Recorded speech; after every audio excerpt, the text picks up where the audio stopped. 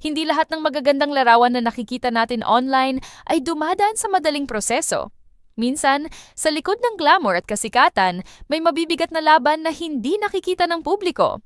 At yan mismo ang pinagdaanan ng isa sa pinakakilalang young stars ngayon, si Andrea Brillantes. Isang buwan bago ang kanyang malaking calendar shoot, hindi niya inasahan na madadala pala siya sa ospital dahil sa COVID. At dito nagsimula ang isang kwentong may halong pagod, pressure, creativity, at matinding tapang. Aminin man natin o hindi, si Andrea Brillantes ay kilala sa kanyang confidence sa harap ng camera. Pero kahit gaano siya ka-prepared sa mga photoshoot, may mga pagkakataong sinusubok talaga ang katawan at isip ng isang artista.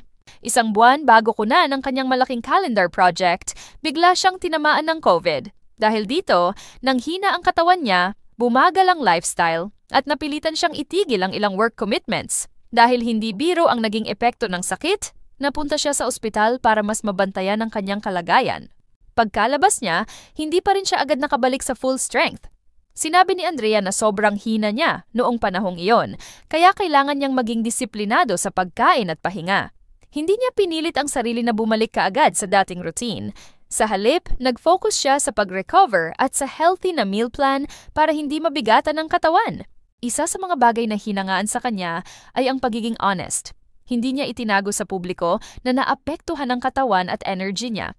Hindi rin niya tinago na may pressure talaga bilang isang artista, lalo na kapag may malaking project na paparating.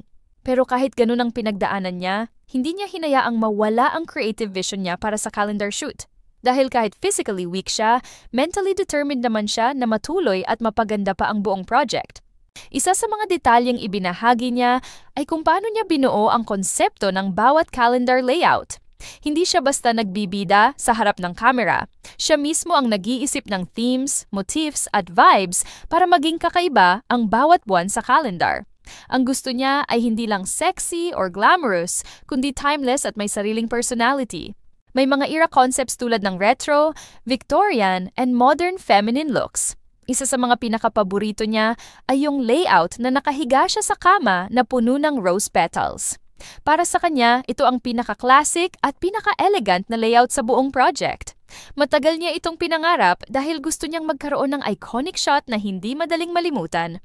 Sa kabila ng pressure at pagod, hindi niya hinayaang mawala ang confidence niya. Nang dumating ang calendar launch, nag-perform siya ng Man, I Feel Like a Woman bilang representation ng empowerment, maturity at pagiging proud sa pagiging babae. Hindi ito simpleng performance lang. Para kay Andrea, simbolo ito ng paglabas niya sa panibagong era ng kanyang pagkatao at career. Pagdating sa kanyang mensahe tungkol sa calendar, sinabi niya na hindi naman ito bagong version ng sarili niya, kundi mas matapang, mas sigurado, at mas totoo. Hindi niya gustong ipakita na nagbago siya para lang sa isang project. Ang gusto niyang iparating ay mas lumakas siya dahil sa mga pinagdaanan niya. Pero higit sa lahat, sa kabila ng glamour at spotlight, may sweet at simple siyang paalala. Mag-ingat pa rin. Sinabi niya na kahit marami ng events, photoshoots at lakad, hindi pa rin dapat malimutan ng COVID. Marami pa rin ang vulnerable at marami pa rin pwedeng tamaan. At tulad ng naranasan niya, hindi biro ang epekto nito. Kahit sa isang taong bata pa, active at malakas. Ang buong karanasan ni Andrea Brillantes ay nagpapaalala na kahit ang pinakamalalaking artista ay may mahirap ding laban na hindi nakikita ng publiko. Hindi porket laging maganda ang kuha ng kamera ay okay na sa likod nito. Ang pagpapakita niya ng vulnerability, pagiging weak pagkatapos ng sakit, pagbagal sa routine, pag-adapt sa meal plan at pag-amin ng pressure ay nagbibigay ng realness na bihira nakita sa showbiz. Pero ang mas kahanga-hanga ay kung paano niya ginawang creative opportunity ang adversity. Hindi niya sinabing, hindi ko kaya. Hindi niya sinabing, ipagpapaliban ng shoot ng walang laban. Bagkus, inayos niya ang mindset niya. Inayos ang katawan niya at ipinagpatuloy ang trabaho ng may mas malalim na appreciation sa health at time. Makikita rin dito ang maturity niya bilang artist. Hindi na siya basta teen star na sumusunod lang sa direction. Siya na mismo ang nakakaisip, nagko-conceptualize at nagdedesisyon para maging meaningful ang bawat project na ginagawa niya. At ang calendar na ito ay hindi lamang isang photoshoot kundi isang simbolo ng transformation.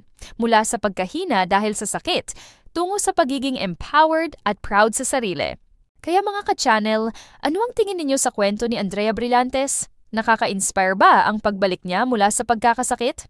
Para sa akin, ito ay isang paalala na kahit gaano ka kasikat o ka-successful, kailangan mo pa rin alagaan ang sarili mo.